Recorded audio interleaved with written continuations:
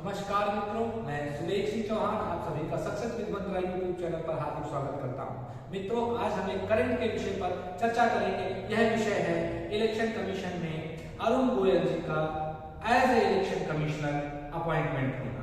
इस अपॉइंटमेंट को लेकर के ऑनरेबल सुप्रीम कोर्ट के सामने एक रिट पिटीशन फाइल की गई है और इसमें यह कहा गया है कि इस प्रकार के अपॉइंटमेंट से इलेक्शन कमीशन का जो ऑटोनोमस स्टेटस है जो कि भारत के संविधान ने उसे प्रदान किया है वह खतरे में है, वह संकट में है। तो मित्रों, सबसे पहले हम समझते हैं कि इलेक्शन कमीशन क्या होता है। तो भारतीय चुनाव आयोग या इलेक्शन कमीशन ऑफ इंडिया एक स्वायत्त संस्था है जिसके संदर्भ में प्रावधान भारत के संविधान के पार्ट 15 यानी भाग 15 और अनुच्छेद 324 से लेकर 329 अर्थात आर्टिकल 324 से लेकर 329 तक किए गए हैं। मित्रों, इसकी स्थापना 25 जनवरी 1950 को हुई थी और 25 जनवरी को ही चुनाव आयोग की स्थापना के उपलक्ष्य में ही 25 जनवरी को नेशनल वोटर्स डे यानी राष्ट्रीय मतदाता दिवस के रूप में मनाया जाता है। मित्रों, 1989 से पहले यानी 16 अक्टूबर 1989 को से पहले यह इसमें केवल एक ही आयुक्त होता था, एक ही कमिश्नर होता था। लेकिन 16 अक्टूबर 1989 को प्रेसिडेंट ऑफ इंडिया भारत के राष्ट्रपति के द्वारा एक आदेश जारी किया गया और इसको एक 1 टियर बॉडी से कन्वर्ट करके इसको 3 टियर बॉडी बना दिया गया। अर्थात अब एक मुख्य चुनाव आयुक्त होगा और 2 चुनाव आयुक्त होंगे जिनकी अपॉइंटमेंट भारत का राष्ट्रपति करेगा। मित्रों, अगर हम इनके टर्म की बात करें, कार्यकाल की बात करें तो 6 वर्ष का कार्यकाल या 65 वर्ष की आयु पूरी होने तक इसमें से जो भी पहले होगा तब उस समय तक उनका कार्यकाल रहेगा। और ये दोनों के लिए कार्यकाल 6 वर्ष और 65 वर्ष का जो 65 वर्ष की आयु का जो कार्यकाल है ये दोनों के लिए है, वो चाहे मुख्य चुनाव आयुक्त हो चाहे चुनाव आयुक्त हो। मित्रों, अगर हम बात करें भारत के संविधान में चुनाव आयुक्त या मुख्य चुनाव आयुक्त के कार्यकाल और उनकी एलिजिबिलिटी के संदर्भ में किसी भी प्रकार का कोई प्रावधान नहीं किया गया। अर्थात भारत का संविधान इस विषय में मौन है। मित्रों, अगर हम बात करें सैलरी और अलाउंसेस और रिमूवल प्रोसेस की तो इलेक्शन कमीशन ऑफ इंडिया के जो सीईसी होगा, चीफ इलेक्शन कमिश्नर होगा या जो इलेक्शन कमिश्नर होंगे उनकी जो सैलरी एंड अलाउंसेस होंगे उनका जो रिमूवल प्रोसेस होगा वो सेम सुप्रीम कोर्ट के जजेस के समान होगा। मित्रों, अब समझते हैं मामला क्या है। तो मित्रों, अरुण गोयल जो 1985 बैच के पंजाब पैटर्न के आईएएस अधिकारी हैं, वह 18 नवंबर तक heavy industry Indian government Bharat सरकार की भारी उद्योग मंत्रालय में सेक्रेटरी के रूप में काम कर रहे थे। 18 नवंबर 2022 फ्राइडे शुक्रवार को उन्होंने वॉलंटरी रिटायरमेंट ले ली अपने पद से और वीआरएस दे दिया।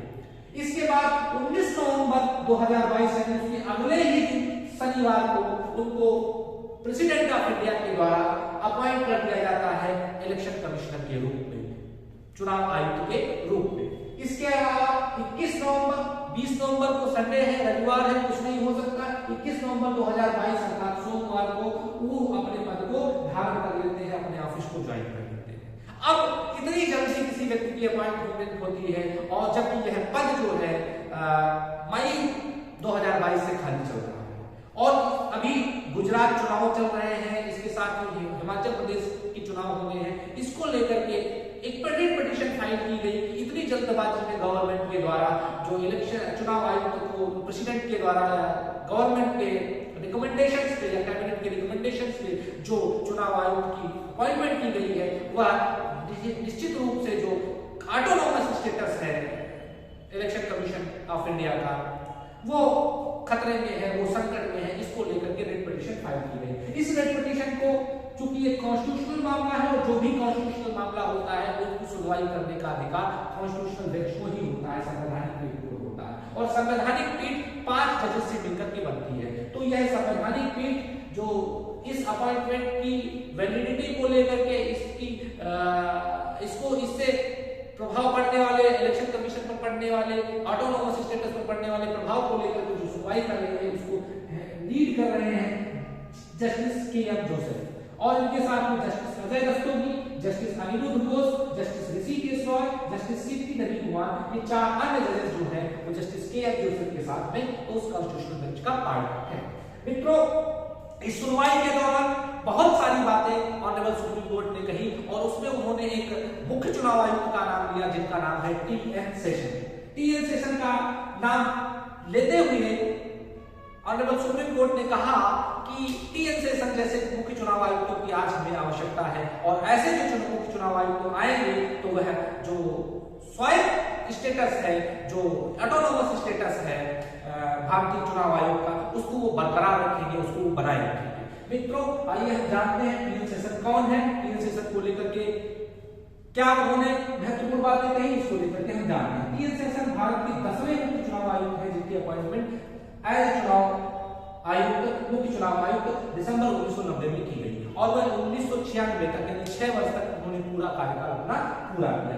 इस 6 वर्ष के कार्यकाल में उन्होंने बहुत सारे चुनाव सुधार किए और बहुत सारी चीजों को लेकर के उन्होंने प्रयास किए। उनके बारे में कहा जाता था कि वह नाश्ते में राजनीतिज्ञों को खाते थे, पॉलिटिशियंस को खाते थे।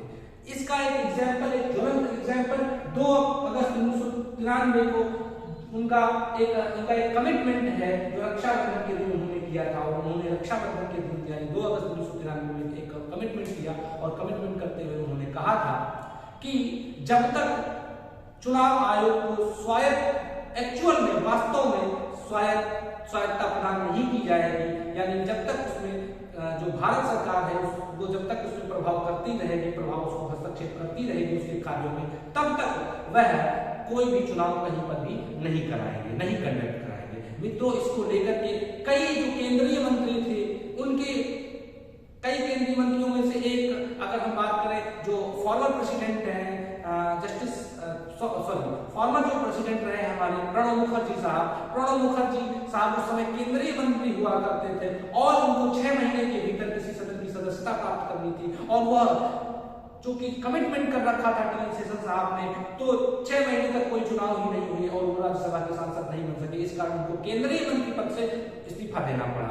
मित्रों इसके अलावा जब ये वाकया हुआ तो इसको लेकर के पूर्व प्रधानमंत्री बीपी सिंह साहब ने कहा था कि हमने तो इंडस्ट्रीज पे लॉकआउट सुना था, इन्होंने तो डेमोक्रेसी पर ही लॉकआउट लगा दिया, यानी इन्होंने लोकतंत्र पर ही ताला लगा दिया, ऐसा उन्होंने कहा था। इसके अलावा जो ज्योति बसु जो पूर्व मुख्यमंत्री है पश्चिम बंगाल के, उन्होंने एक घृणित शब्द का प्रयोग इनके लिए किया था, वो कहना यहाँ पर ठीक नहीं होगा।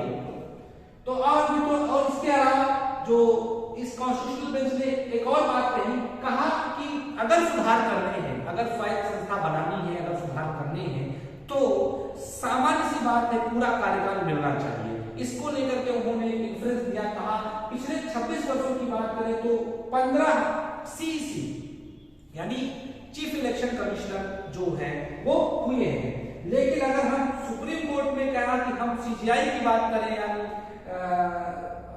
मुख्य न्यायाधीश की बात करें सुप्रीम कोर्ट में या भारत के मुख्य न्यायाधीश की बात करें तो वर्ष 2000 से लेकर के 22 वर्षों में 22 सीजीआई लगभग बदल चुके हैं, यानी 22 सीजीआई हो चुके हैं, जिसमें से कुछ सीजीआई तो ऐसे रही जिनका कार्यकाल केवल 30 दिनों तक का ही रहा है। अर्थात और हम लोगों की जो अपॉइंटमेंट है, उन्होंने कहा कि जो सीजीआई जो जजेस होते हैं सुप्रीम कोर्ट की, उनकी अपॉइंटमेंट 1998 से लगातार कॉलेजियम के द्वारा की जा रही है और ये कॉलेजियम किससे मिलकर बनता है? भारत के मुख्य न्यायाधीश और 4 वरिष्ठतम न्यायाधीश जो सुप्रीम कोर्ट के होते हैं, वो ये 5 लोग मिलकर के नाम सजेस्ट करते हैं जजेस का, सुप्रीम कोर्ट के जजेस का, और उनको ही कानून मंत्रालय भारत के प्रेसिडेंट के द्वारा अपॉइंटमेंट किया जाता है। इसको लेकर के एनजेसी एक्ट 2014 में आया, national judicial appointment committee act आया 2014 में, जिसको अनकॉन्स्टिट्यूशनल घोषित कर दिया अगले ही वर्ष यानी 2015 में ऑनरेबल सुप्रीम कोर्ट ने उसको अनकॉन्स्टिट्यूशनल घोषित कर दिया। मित्रों अगर हम कॉलेजियम के तहत अपॉइंट जजेस की बात करें तो अब तक 111 जजेस को अपॉइंट किया है कॉलेजियम ने, और जिसमें से 15 जजेस सीजीआई बन चुके हैं यानी भारत के मुख्य न्यायाधीश बन चुके हैं, जिसमें 2004 में मुख्य न्यायाधीश बनने वाले कॉलेजियम के थ्रू अपॉइंट होकर के मुख्य न्यायाधीश बनने वाले जस्टिस आरसी लहोटी साहब पहले सीजीआई थे। तो मित्रों जो कहना है, जो कंसर्न है ऑनरेबल सुप्रीम कोर्ट का, वो ये है कि आपको तो फिर भी बहुत सारा समय मिल गया है, बहुत सारे 26 वर्षों में 15 ही सीसी हुए हैं, और अभी जो करंट में इलेक्शन कमिश्नर नियुक्त हुए हैं अनूप गोयल साहब, इनको लेकर के कहा कि भाई इनकी आयु 62 वर्ष के आसपास है और इनको पूरा 6 वर्ष का कार्यकाल भी नहीं मिल पाएगा, और 6 वर्ष का कार्यकाल नहीं मिल पाएगा और ऊपर से इनकी इतनी जल्दबाजी में अपॉइंटमेंट करने की क्या जरूरत थी। तो हालांकि जो अटॉर्नी जनरल है उन्होंने जवाब तक लगभग 8 नियुक्तियों में लगभग मैक्सिमम 2-3 दिन का समय लेकर के अपॉइंटमेंट कराया है। तो ये एक संयोग है और ये कार्य पद्धति है सरकार की कि वो बहुत जल्दी में काम करना चाहती है अगर इलेक्शन जरूरत है, नीड है, तो ऐसा करके उन्होंने अपना तर्क, अपना जवाब दिया है।